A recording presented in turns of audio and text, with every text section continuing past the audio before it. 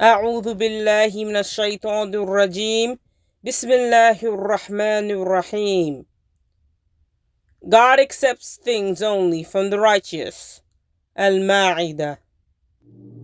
The two sons of Adam alayhi salam. The Prophet Adam alayhi salam and his wife Hawa had two sons.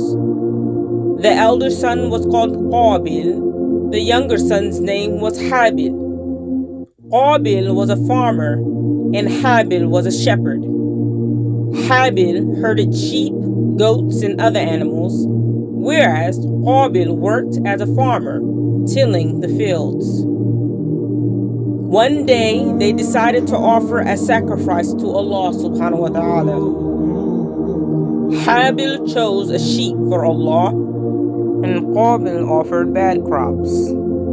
Allah accepted the sheep offered by Habil, but Allah subhanahu wa ta'ala did not accept the crops offered by Qabil. Bismillahir Rahmanir Rahim. Our Lord, those whom you condemned to enter the fire, you have surely brought to disgrace. Wrongdoers will have no supporters. Al-Imran. Qabil was very angry.